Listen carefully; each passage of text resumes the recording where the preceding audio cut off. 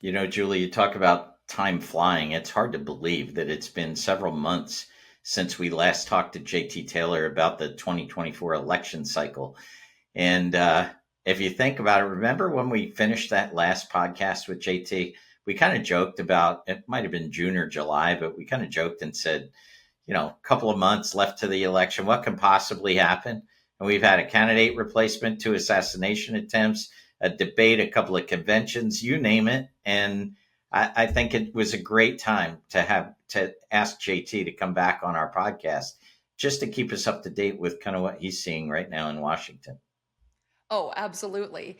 In fact, I think we had a tough time keeping our conversation to 40 minutes, but as usual, he did such a fabulous job of updating us. And most importantly, I think providing some great actionable talking points to use with clients. So I'm so excited for our audience to hear JT's updates today. Yeah, and especially as you listen to his comments, I know there's a section in our conversation where we talk about, so what do I say to clients that are kind of very anxious about the upcoming election, which everybody seems to be. I think, again, keeping that perspective and listening to JT's perspective is really, really helpful in trying to kind of lower the temperature before people make decisions economically or financially that may actually not be in their best interest based on what their emotions are telling them. So, Julie, why don't you tell our audience a little bit about JT? JT Taylor serves as Chief Political Strategist and Macro Policy Sector Head at Hedgeye Potomac Research. Prior to joining Potomac Research Group, he ran Polaris Research, the U.S. Public Markets division of the Holdingham Group based in the United Kingdom. JT has worked extensively in both government and business in Washington, D.C., with experience that spans both the legislative and executive branches, as well as in D.C.-based consulting firm that he founded with Secretary Jack Kemp in 2002. So please join Julie and I on our most recent update from JT Taylor on this year's election cycle. Hi, I'm John. And I'm Julie. We're the hosts of the Hartford Fund's Human-Centric Investing Podcast. Every other week, we're talking with inspiring thought leaders to hear their best ideas for how you can transform your relationships with your clients. Let's go. JT, welcome to the Human-Centric Investing Podcast. We're so excited to have you back with us today. Julie, it's great to be with you guys. I love this. I love doing this with you guys. So, JT, it's been several months since we last had you on the podcast. And I think when we left off our last podcast, we kind of said, hey, there's only, 4 or 5 months left till November? What could happen in between? And I think the answer is pretty much everything. So, JT, we're now on the other side of, the Democrat nominee replacement with Kamala Harris. We're on the other side of what appears to be, or what is now, the only televised debate. And on today's podcast, what I'm hoping we can do is kind of talk about where we're at in terms of the presidential race, where we're at in terms of the races for the houses of Congress, and where we go from here. And Julie and I also want to wrap it with what does this mean for some policy measures that are currently in effect, or maybe new policies that may come about. So just to give our listeners kind of an agenda, but let's start where all the attention is right now on the presidential race. JT, when we last talked, it was a coin flip. Has anything changed?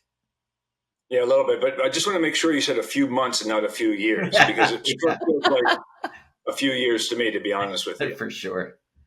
So it has changed significantly since we last spoke. And I kind of go back to some old notes. And I think when people asked me, both maybe on this podcast earlier and throughout the summer in various speeches and lectures I gave, if I had to pick a winner, who would it be? And I think I probably erred. I mean, I said it's a toss-up, but I probably erred on the side of Biden. I completely throw that out the window right now, and I probably would have been wrong. Looking at the numbers progressing since the debate on June 27th, the assassination attempt, the conventions, another assassination attempt. I mean, I could go on, but we only have a short amount of time. So the race has changed significantly. I don't need to tell you that. And I believe that what's happened since June, over the course of the summer, over the course of the conventions, is that Kamala Harris, Vice President Harris, has made up a lot of lost ground. I still believe at this time that even though polling is probably showing her ahead, and I don't look at any of that's the problem with this country right now, is that every single day we're flooded with polls. And I know people on both sides, they see their candidate up or down and their heart starts to flutter. Like, oh God, the world is coming to an end. Yeah. Look at the average of polls. And we'll get to that in a second over a span of time. And I go back to Labor Day through today. But back to the race itself, I do think that she's catching up to Trump, despite the fact that she leads in the polls. I think that he had a significant advantage going in, and all the numbers are moving in her direction. Let's just be honest. I'm not partisan about this, but every single number, for the most part, is moving in her direction. And she's hitting all the right notes. And he's not, frankly. Let's just be blunt right now. He is kind of off message and really needs to get back into the sort of, I call it the pre-convention mode, where he was truly, truly disciplined, as focused as Trump could possibly be, and putting the spotlight, again, up until June 27th or July 21st on Biden. So she's still in, she's gaining ground. All the national polls are showing her ahead. But we know, John and Julie, that we need to go back to the 5, 6, now 7 battleground states.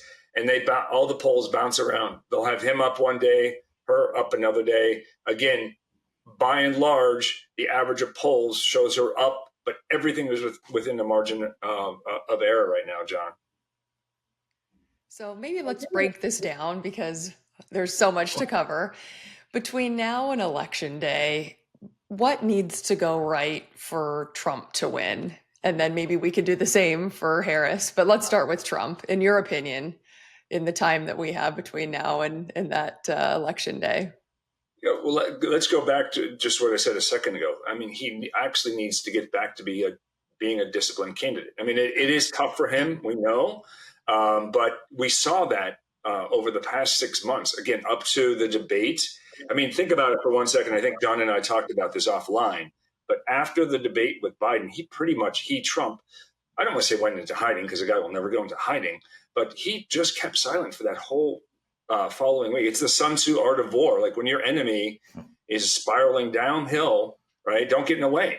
When your enemy is screwing up, frankly, don't get in the way. And Trump listened to. He has a very disciplined team, a very cutthroat team, focused team. These guys are probably the best in the industry. There's a little internal squabbling going on right now. But go back to listening to your top 2 advisors who got you to the dance, who got you through the primaries and the debate successfully. 2, get back on message, be disciplined, try to put the focus back on Harris and the economy and immigration as much as you possibly can. You're going to talk to some Republicans who think the cats and dogs way of talking about immigration is the way to go. Frankly, you don't need to convince Republicans to go your way anymore, Julie. You need to convince undecided voters, independents, to go your way. That's not the right way to talk about immigration. Again, just being blunt here. When you're looking at that audience. So if you're going to talk about immigration, start talking about stats. Start talking about the last 3.5 years and why it took so long for the administration to get to the point where they are now. And then lastly, on the Trump side, I just saw some pretty staggering numbers, fundraising numbers for August. I mean, the Harris camp has blown the Trump camp out of the water on the fundraising side. So while I would say, when you talk about both candidates continue to raise money, I believe Harris over the weekend in one night raised $27 million on Wall Street in an overnight tally. So you need money in these final 42 or 40 or 41 days. So continue to raise money. Get the spotlight back on her, get the spotlight back on Biden. Harris the economic message. And when you look at what pollsters are saying and all these results of all these polls, voters still care about the economy, inflation, housing, all wrapped in one, I'd say, and then, of course, immigration. And we could get to some of the social issues later. So, JT, when it comes to Kamala Harris, what does she need to do right? Or is it just staying out of Trump's way if he can't stay on message? Are there things that she really needs to focus on? I'd say exactly what the Trump people were doing pre-debate June 27th is, the Trump people like keep the spotlight on Biden, that whole time, even after the debate, of course. Now, I think you're probably right. The Harris people want to keep the spotlight on Trump and some of his more undisciplined message. But she needs to continue to move to the center, as she has been over the last couple of weeks. She needs more specifics. I mean, I'll be honest, since the debate, I thought the numbers would move more in her direction, and they have. Remember, John has heard me talk about this ad nauseum. Every single incremental move in this race counts. And so there has been incremental move in her direction. And added up, I'd rather be in her position with this incremental moves, with these incremental moves over the past couple of weeks. But when you look at the polling, as this undecided group has gotten a little smaller, they still want to know more about her.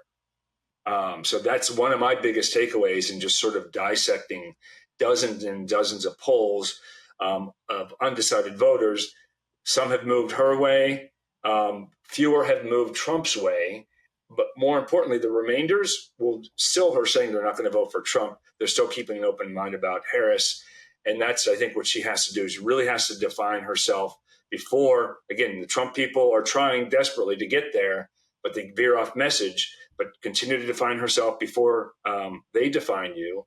And here's an interest, keep your favorables up. I mean, Julie, you said it. I mean, her favorables have been really good and rising. We've not seen anything like this in decades from a candidate. And then one interesting thing I think she needs to do is, you can see that in these 6 or 7 battleground states, you go to the big rallies in Philadelphia, in Madison, Wisconsin, in Phoenix. What's really fascinating is that, and again, this might sound a little pro-Harris, but it's not, is that she's going into pockets of Pennsylvania and Georgia, red pockets. Instead of going to the blue pockets, the cities, she's going into some more rural areas, trying to make sure she shores up or slims down Trump's margin in some of those red areas. And I think that's pretty savvy on their end. Interesting. JT, in your opinion, for each candidate, is there a particular state that they need to win in order to get them over the goal line come election day? Yeah, I mean, just talking today, the first few days of fall, I think the absolute win for Harris is Pennsylvania, and bar none. And I think, interestingly enough, given the news over the past couple of days, I think Trump needs to show up North Carolina, or his path becomes really much more difficult to 270. Just a short answer. But I would not, probably before this weekend, I wouldn't have said that. But you can see, we've talked about, I know John has asked me about single party split ticket voting. You can see less and less of that in the American electorate over the last couple of years. But in North Carolina, that's going to be a really interesting race, given the unpopularity of the Republican who's running right now and the controversies around him. There are a lot of folks saying that it's not going to affect Trump, but it could affect morale. It could affect turnout. And this is more than in every election we say this, but this is going to be a turnout election. So, JT, it sounds like it's still a flip of a coin. It sounds like there are 7 states that are going to decide it, and they seem to be all flips of a coin. So, a major flip of a coin. But given that nobody really knows what's going to happen there, despite all the TV that we're going to be watching over the next 2 months. Let's talk about the houses of Congress for a moment. So, to set the stage, when we last talked, I think you thought it was highly likely that the Republicans would retake the Senate. And I don't know if you had as much conviction, but said it was likely that the Democrats would retake the House.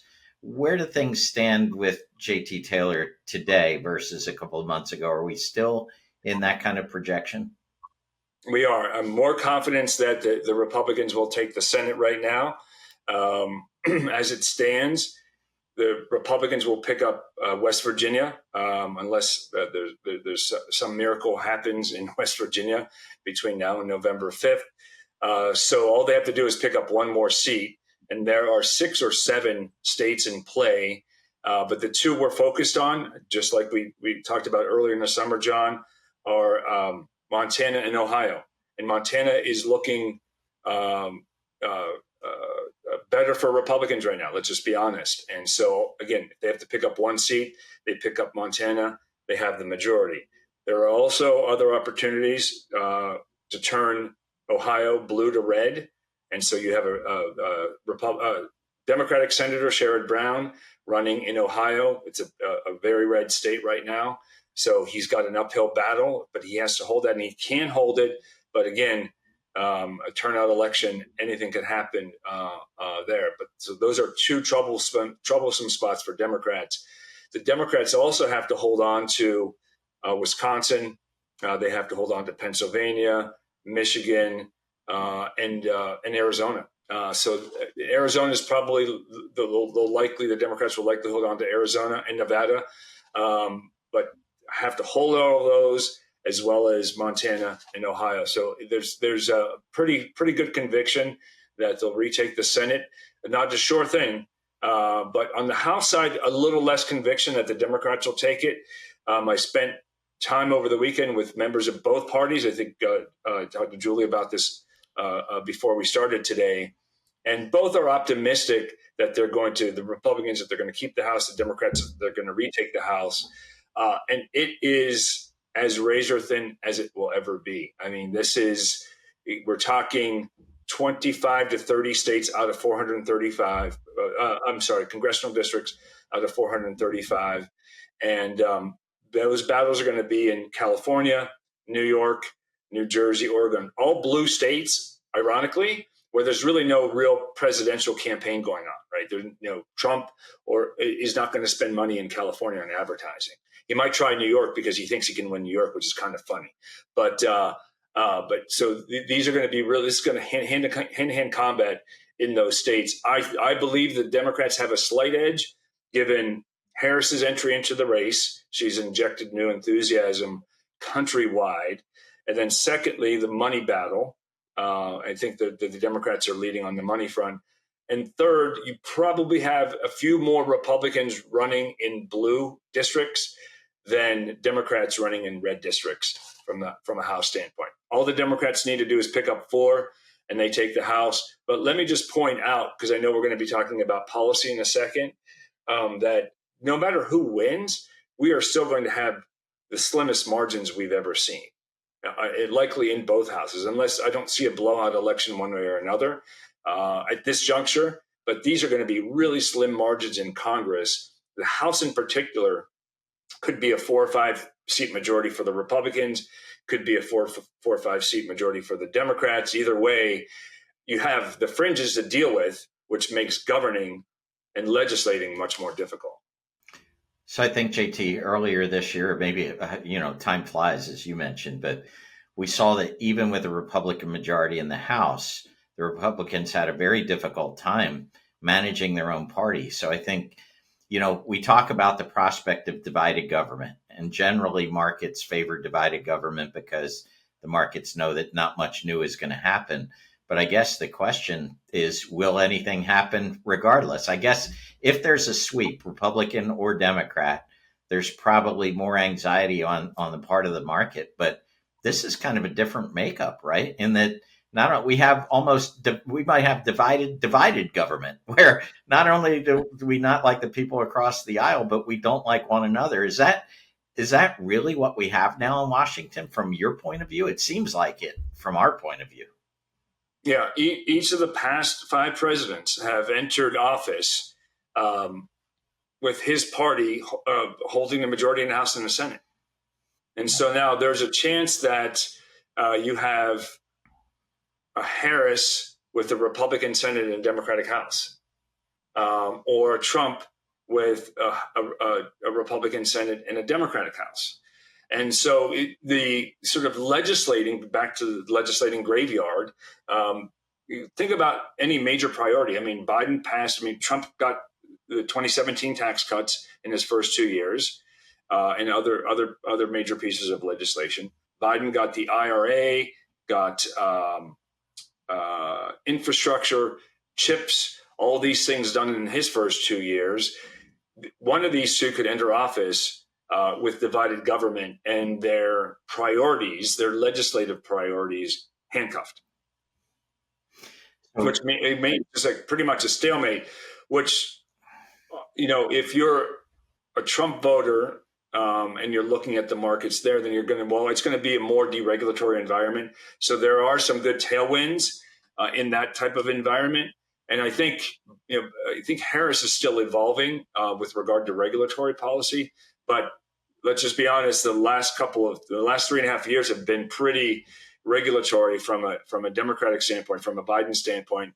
I think Harris will continue much of the same, but I think she's going to want to put her own imprimatur on the agencies early on, and might sort of devolve from where the Biden administration is. So if it were a horse race and I was betting the trifecta, I'd take the favorite right now would be the Republican Senate, the Democrat House, and you pick either of the two horses that are going to win the race, which makes it pretty difficult, which is why we'd have trouble predicting the outcome of this race. But I do think, and leading into our discussion about policy, JT, I think, obviously a Trump victory with a Republican Senate kind of opens the door on Supreme Court nominations, right? A Harris presidency with a Democratic House probably leads to more creative legislative proposals. Not that they would clear the Senate, but let's talk about some of the policy provisions. And Julie, what's on your mind in terms of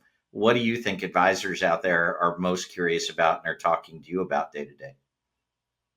Well, I'm thinking about, obviously we're talking about a lot of the tax cuts or the taxation ideas and policies, but we're not talking about the national debt, right? I don't think either candidate is, and I'm curious what your thoughts are, JD or JT, on that. We've got so many Johns on the call today.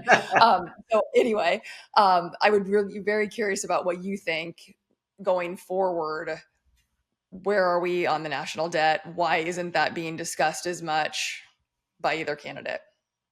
Yeah, that's a big problem. And I think that our economists will tell us in the coming years, and probably as soon as 2025, it's going to start being a drag on GDP and the economy.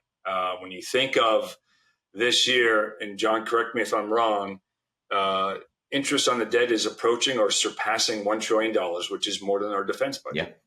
Now, if that's not a drag on GDP and the economy, I don't know what is. And yet nobody here wants to address it. Neither candidate for the White House wants to address it. In fact, both policies, and this is what we call the freebie follies here in D.C., that both candidates are starting to toss out. Again, we'll have this debate. I'm happy that the candidates are going to have a debate on the child care tax credit, on tax on tips, and tax on Social Security benefits for certain segments. But they're just starting to throw out the $50,000 tax credit for small business startups. The $25,000 first-time home buyer tax credit, and on and on and on. But no means of paying for it. They're going to talk about tariffs on one end and taxing the rich on the other end. But let's just be honest, that's not the approach to tackling the national debt. When the drivers of the debt are generally entitlement spending. And I believe, and I'm more convinced now than ever before, that it's going to take a real crisis in the next 5 years for politicians in Washington to wake up to the crisis that's taking place today and that nobody wants to address. I think it's interesting, JT, in that you and I spoke to Mike Medeiros at Wellington Management a couple of weeks ago, and throughout my recollection of these presidential cycles, whenever the debt came up, people knew it was an issue, but it seemed like something we wouldn't have to deal with, or you would hear we'll grow our way out of it and so on and so forth. It seems like we're getting closer to that edge with some of the numbers that you've talked about.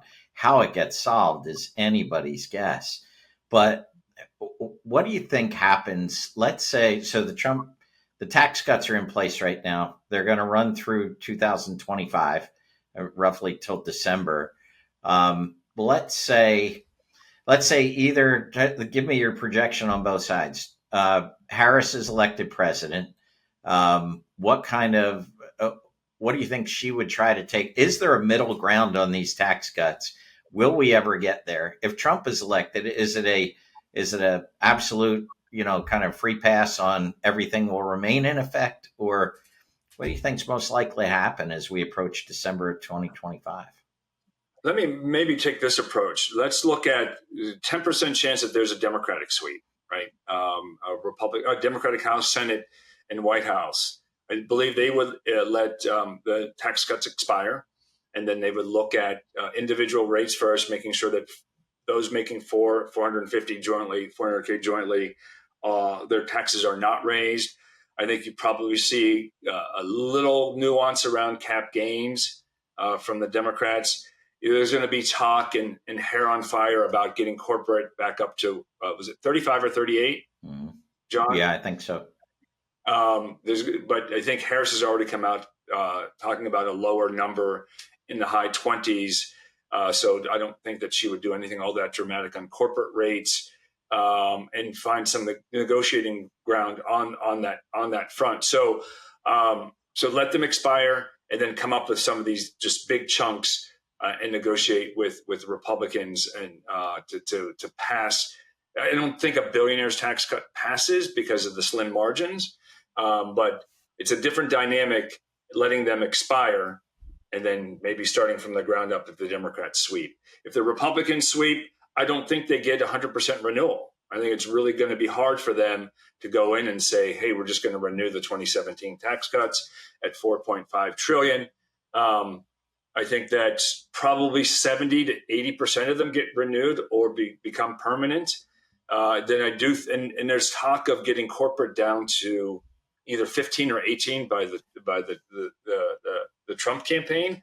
I think that's going to be tough. I think that it would remain at 21. I'm probably an outlier in Washington in saying that, but I think corporate rates will remain at 21 under a Republican sweep, because you do have some Republicans that are open to a higher rate, but it's not going to pass. And I think they would be opposed to lowering it because you've got to have pay-fors at the end of the day. And I think that pretty much everything else will remain the same except for SALT, child care tax credit. I don't know that they tweak cap gains at all. They might try, but remember, it's probably going to be a very slim House, and they're going to really need to hold everyone together in the House to do that. Divided government, I mean, good news, bad news. They're currently the House and the Senate, Republicans and Democrats, in separate breakouts on the tax writing committees, are having little strategy sessions about what their priorities are going to be from the 2017 TCJA that they would like to see renewed. And so they're starting to identify what their priorities are, one. Two, they're starting to look at some common ground with Democrats. So what are the starting points? And I don't know any of these details just yet. I apologize.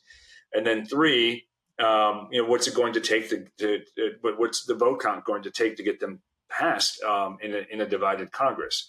And again, same thing. I do think that rates for the 450 remain the same.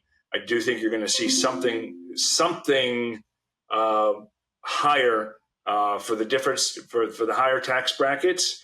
I don't think they're going to tweak much on cap gains. And I think you probably end up somewhere between 21 and 28 on corporate rates. That's just a wild guess right now.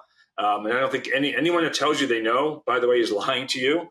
But be not mistaken, while they have 4 or 5 more days here, they're still meeting behind closed doors. They're still trying to figure it out. And I think they're going to enter 2025 prepared. Doesn't mean that they're going to pass it, but at least they're prepared. They know it's coming, and they'll have that debate. Instead of sort of starting from scratch, they'll have some areas to start with. You mentioned the word common ground a minute ago, which we don't hear very often. Are there any policies that Trump and Harris truly agree on from your perspective? I mentioned it a couple of times today, the child care tax credit, something I think Vance has talked about and Harris has talked about a lot. Different levels, slightly different levels. So I think, That's it. yeah, I think both parties are going to have to follow through on that. They're going to be forced to. There's, you saw Harris come around on the no tax on tips. She's going to come out with a new economic plan this week. He's coming out with some new economic ideas. I think they're going to steal from each other. So I can't wait for that, because then at least we'll see some common ground from both of them. On the Hill, and both candidates, I think, are going to be tough on China. I think you're seeing that manifested in legislation coming out of this Congress and TikTok, on a couple of other companies, and a couple of other areas. And I think you'll see a continuation of China legislation in 2025 and beyond, in cooperation between the parties. And then some issues on big tech and AI, they seem to be coming around. There's common ground there.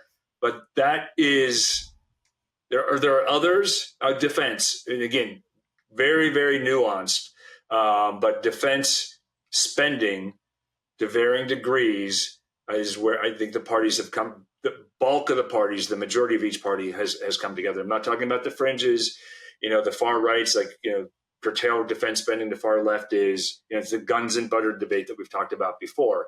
But I think the center, the more pragmatic center in both parties. So, JT, I want to double back and ask you about something you just mentioned. And you said the words capital gains, and that you thought that that they might remain pretty well unchanged, perhaps. But we know earlier in the campaign, Kamala Harris came out with kind of a headline about taxing unrealized capital gains, right? And for financial professionals, we start scratching our head going, how in the world would that work? Do I get to declare undeclared capital losses at the same time? But I don't know that there were any specifics around it. JT, in your mind, was that a headline grabber to say we're going to tax the rich? Has there been any further development on that front? Not that I've seen. I did see something where we're talking about people making 100 million and more. So, John, it probably falls in your income category right now, so you have to worry about it. Good luck. Good luck with that. That maybe you know something I don't, JT. You and I are trying to get there. Yeah, exactly. But I do believe 100% it is a tax to the rich thing, and I do think it is 100 million and more, and I haven't seen much more. We may see, as I said, more economic proposals from Harris this week, so that's one I'm going to be certainly watching out for, because it's come up multiple times. Makes sense. JT, I might move back out to sort of where we began the conversation, just because I'm curious. From your perspective, do the presidential debates really move the needle in terms of the voter difference in the end? And does it just make a difference when people commit the time? And maybe this is just a personal question, because my husband and I have been sitting down and carving out the time. And I think because we've been attempting to truly educate ourselves and trying to make the right decision and, really be a part of, I guess, maybe this election season more so than ever. And I don't know, share with us your perspective, please. I'm gonna, guys, this is gonna sound like a typical Washington DC answer here. I'm gonna take both sides, but okay. But by and large, I do think they move the needle. I think you saw that incrementally with the Harris-Trump debate there. I think a lot of folks are really curious to where she stands on the issues, and she has changed her views on some policies, and I think Americans want to know what these policies are, why she changed, where she wants to take the country. They really haven't heard much from her in the last 3.5 years. And I do believe that's a fault on the Biden administration's part. So in looking at this past debate, she has moved the needle a little bit. And again, as I said at the beginning of this segment, any incremental move in the game of inches is going to make a difference. So yes, I think they matter. Just to counter and maybe contradict myself for 1 second, Trump lost all 3 debates against Hillary Clinton. I mean, if you went back and just scored, the Clinton Trump debates, she won all three, and he wins the election. So I mean, you could take both sides, but I do think 67 to 70 million people watching. They watch for a reason. I think they're curious about both, where they want to take the country, want to see more from Harris. And the one biggest takeaway, as in the summertime, we talked about undecideds around 7, 8, 9, 10, up as high as 10%. I think we're closer to realistically 5 to 6%. In these battleground states, it's come down. And I think some of them have moved in her direction. Some of them have moved in his direction, more hers than his. Again, I go back to, gosh, I cannot believe this, but I go back to the high ceiling, low floor concept. Trump has the high floor, the motivated base, and the low ceiling. He cannot move beyond 45 to 47, 48% in these polls. Biden and now Harris had a low floor. They weren't, at least Biden at one point, and a high ceiling. Harris has brought that floor way up, brought Democrats back into line, maybe some independents. She still, in my opinion, she still has room to grow. That's what I would be worried about if I were the Trump folks. I would be calling, like Harris is, for a second debate based on that. If she's not going to get a second debate, then I'd say that she really does have to do more. I'm an outlier again, and I don't believe the national media clamoring to do these sit-down interviews. Like, why? Because what do they do? It's a game of gotcha. Whether it's Trump or whether it's Harris, they're just going to try to find that one little. They're going to ask you 55 minutes worth of questions, and they're going to find that one little outlier out there, and they're going to ride home for the next 3 days based on that one slip-up. I don't believe that's the right way to do it, but I can see why Harris is avoiding that.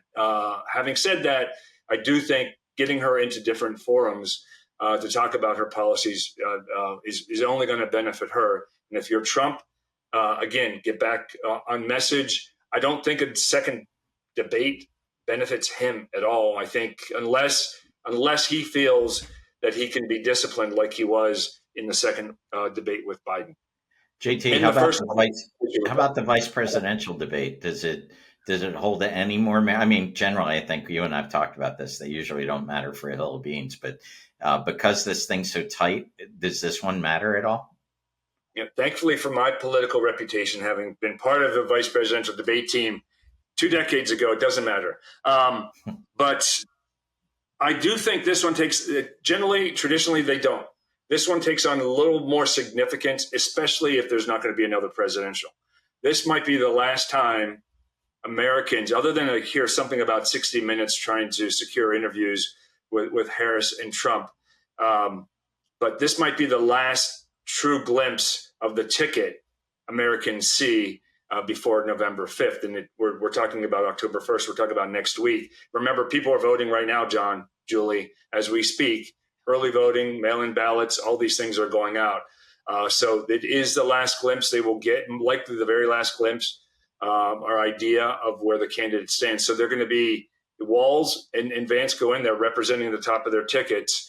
And I think it could move the needle just a little bit. And you know what? Yeah, I think that it takes on a little bit more significance than it has historically. Let's leave it at that. JT, I'm curious, oftentimes in our podcast for the financial professionals listening, we cover so much territory and you've given us so much to think about and so much important information. But oftentimes they'll stop listening to this and they'll have a client conversation 5 minutes later. And I think they always love it when you synthesize, maybe into 3 or 4 bullet points. What would you share with that client that, maybe has political fatigue or is nervous or frustrated about just the State of the Union? How would you interact with a client? What would you say if you were a financial professional engaging with a client about where we are right now, given our current state? Yeah, our current polarized state. Yes. Yes. I'd say choose economics over politics day in, day out. I mean, it's just the basics here, and look at economic fundamentals and what those trends are. And then secondly, when it comes to both of these candidates, we know they're known entities, right? We're getting to know a little bit more about Harris, but she is tied to the Biden administration. So you can see directionally where she's headed. I mean, she is moving to the center on a lot of different issues. She is surprising a lot of people, and some of her, when she talks about tax credits for small businesses, there's some interesting notions out there that she's espoused. Trump, on the other hand, we've had 4 years of Trump, and a lot of people go back to at least the first 3 years of that administration, economic growth and the performance of the economy. So they're both known entities. The wild card is, tariffs with Trump. Can he take that where he wants to take it, which could be damaging?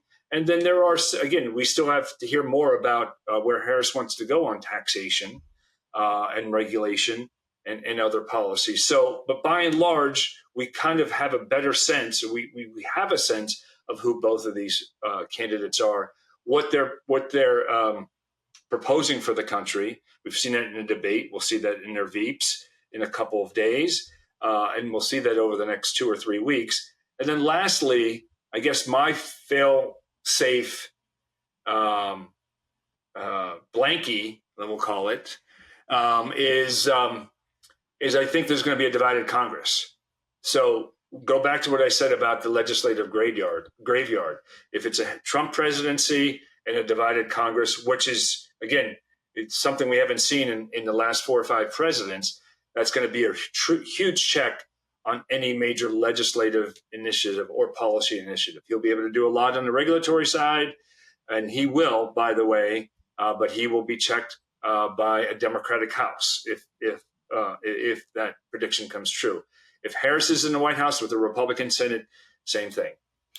And Julie, I think, and JT, you'd agree with this as well. One thing I often talk to advisors about in terms of relating to clients is, one, these election periods tend to really shorten time horizons. People are focused on what's going to happen next week, what's going to happen next month. But when we put plans in place for people, we're thinking about what's going to happen over the next 10 years, 15 years, so on and so forth. So try to stretch out the perspective. And the other thing is, I think, acknowledge with clients that elections are emotional, right? They engage us so much because they're very emotional events. Do we like this person, not like that person? They engage fear, right? What happens if the tax cuts go away? What happens if?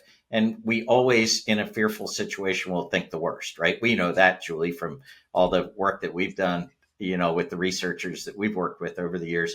So just acknowledging the fact that emotions are real, but emotions usually don't make for great financial decisions. So try to cool the temperature however we can, stretch out the perspective. I know at Hartford Funds, we have tons of marketing pieces meant to educate people about elections and market cycles. And if you haven't been to our Politics Resource Center at our Hartford Funds website, suggest that you go there. Well, JT, you know that one of the things that Julie and I enjoy the most is asking our guests these lightning round questions, these crazy questions to get our audience to kind of understand who our guest is a little bit more. But JT, you've been on before. We've already done the lightning round. So we'd like to ask a different question of you in this podcast. And that is there one book or one resource that helps give you perspective, you who are in this business of politics, that you would recommend to someone like me who is interested in it, but really kind of interested in what makes it all work, what makes it tick, and kind of brings us back to maybe a steadier state? Any book that you'd recommend for perspective? You did not prep me for this, so I'm going to hold it against you. But that's an easy one for me, especially in a time when we're so divided, when everything is so divisive and everything is sort of ugly. I go back to the Civil War, another period in our history that was just ugly. And the book is Team of Rivals by Doris Kearns Goodwin, and how President Abraham Lincoln assembled a cabinet and an administration of former opponents and rivals. And I think just so telling then, and how he tried to unite the nation back in the 1860s. and something that's desperately needed in our culture and our country right now. So I would highly recommend. It's a great read, and that's what this country needs at this point. Thanks for that. Well, JT, that's excellent advice, and I can't wait to read that. Thank you so much for joining us yet again on the Human Centric Investing podcast and sharing your perspective. I think that's such an important word to remember, especially during these times. And I'm confident that our listeners appreciate it as well. And we can't wait for the next time that we are able to gather again. Awesome. Thanks, John, Julie, thanks for having me again. I love this. I love doing this with you guys. Thanks for listening to the Hartford Funds Human Centric Investing Podcast. If you'd like to tune in for more episodes, don't forget to subscribe wherever you get your podcasts. And follow us on LinkedIn, Twitter, or YouTube. And if you'd like to be a guest and share your best ideas for transforming client relationships, email us at guestbooking@hartfordfunds.com. We'd love to hear from you. Talk to you soon.